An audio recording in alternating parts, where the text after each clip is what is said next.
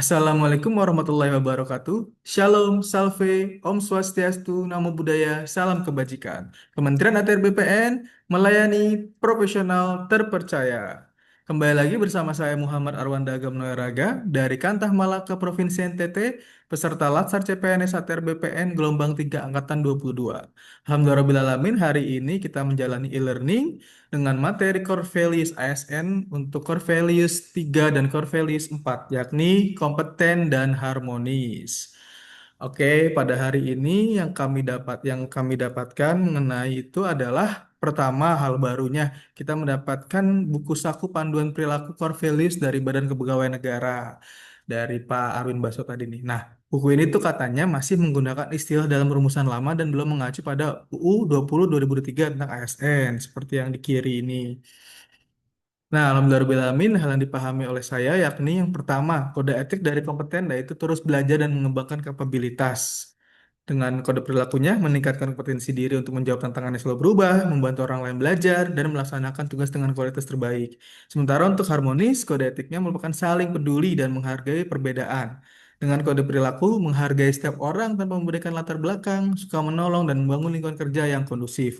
Nah, saya akan menampilkan internalisasi dari dua core values ASN ini dalam kegiatan saya, yang kebetulan kegiatannya juga dilakukan dalam minggu ini nih. Seperti apa kegiatannya? Nah, itu seperti ini. Jadi pada kemarin ya Senin tanggal 27 itu saya melakukan peninjauan lapang untuk permohonan pertimbangan teknis pertanahan, penerbitan PKKPR kegiatan non berusaha untuk sarana pendidikan nih SD Impres atau Kama di Kecamatan Weliman Kabupaten Malaka. Nah, untuk uraian yang pertama yakni dari nilai dan kode perilaku kompeten meningkatkan kompetensi diri untuk menjawab tantangan yang selalu berubah. Nah, jadi saya melakukan analisa data lapangan sesuai perkembangan zaman digitalisasi saat ini dengan menggunakan aplikasi Google Earth dan memasukkan data spasial KMZ ke dalamnya untuk dapat mengetahui pola ruang dan ketentuan umum zonasi pada objek yang disurvei. Seperti apa evidensnya? Berikut evidensnya.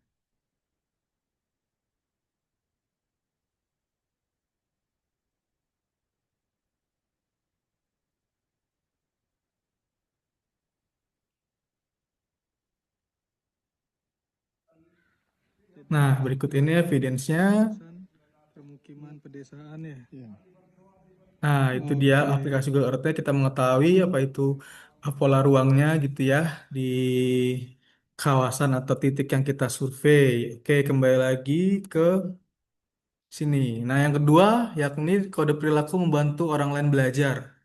Nah, jadi saya melakukan penyampaian informasi nih mengenai ketentuan terkait spasial dalam rangkaian kegiatan pertimbangan teknis pertanahan. Informasi tersebut saya share pada orang lain untuk orang lain mengetahui hal baru bagi mereka ya. Dalam hal ini khususnya bagi seksi pengukuran agar tercapai sinergi data objek spasial gitu ya untuk seksi pengukuran dan penataan. Seperti apa evidensnya berikut.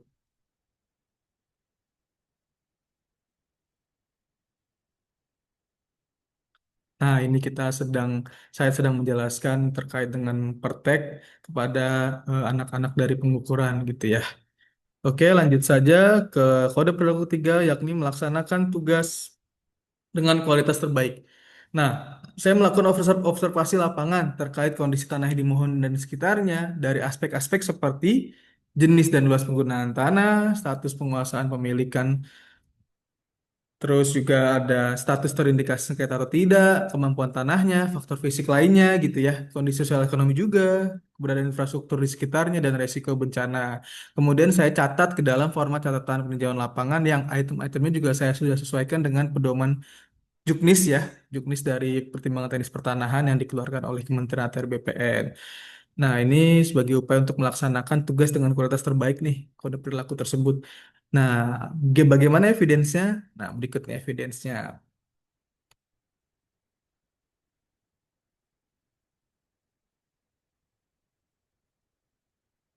Nah, ini saya melakukan survei, mencatat, melakukan observasi lapangan, mencatat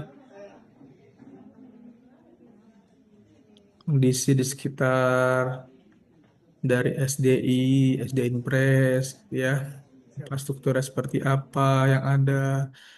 Nah, terus bagaimana untuk evidence yang kedua sebagai berikut?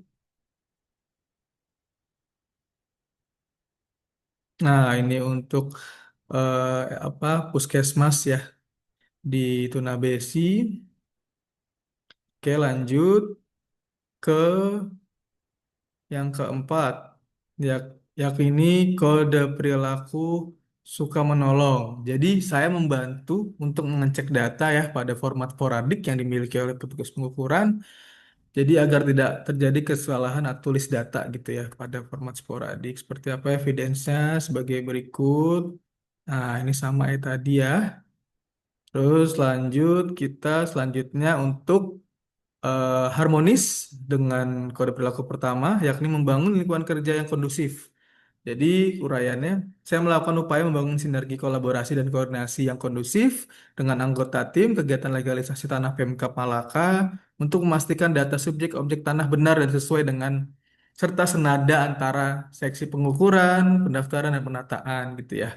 Seperti apa evidence-nya? Berikut evidence-nya.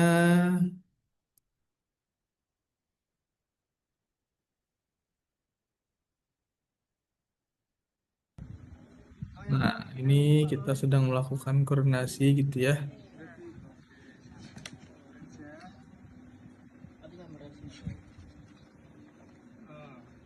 Sini. Ya, ya, di sini. Itu bukan Ukurannya ini.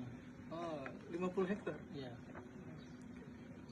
Mas, coba itunya lihat Lihat sketnya, Mas. sketnya. Kayak gini. Oke, siap. Oke. Ya, sinergi dan kolaborasi bersama gitu ya. Oke, lanjut ke kegiatan selanjutnya. Ini masih sama gitu ya untuk praktek dalam rangka rangkaian kegiatan legalisasi aset tanah Pemkab Malaka. Ini lokasinya di SMPN 1 Atap Baunakan dan SD Impres Salilawan Barene. Nah, untuk kode perilaku dari Harmoni sendiri yang pertama ini menghargai setiap orang tanpa membedakan latar belakang. Jadi saya melakukan apa namanya survei data fisik, juga kita melakukan wawancara nih untuk mendetailkan datanya kepada masyarakat yang ada untuk mendapatkan data lapangan yang akurat.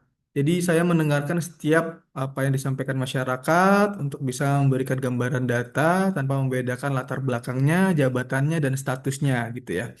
Ini evidence yang pertama.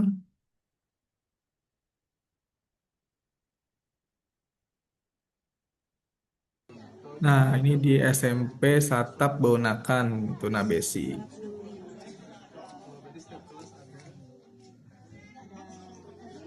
Saya menanyakan terkait infrastruktur yang ada di sekitarnya untuk menunjang dari fungsi kawasan sebagai kawasan pendidikan, gitu ya.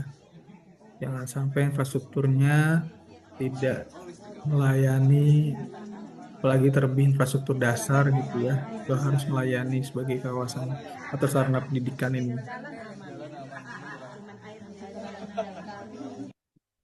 Oke, yang kedua ini untuk di SD Impres Halioan juga sama ya dengan para guru-guru SD-nya nih. Saya melakukan wawancara gitu ya.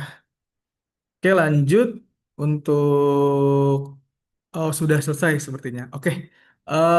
Itu saja yang dapat saya sampaikan. Kurang lebihnya mohon maaf. Assalamualaikum warahmatullahi wabarakatuh. Shalom, salve, Om Swastiastu, Namo Buddhaya, salam kebajikan.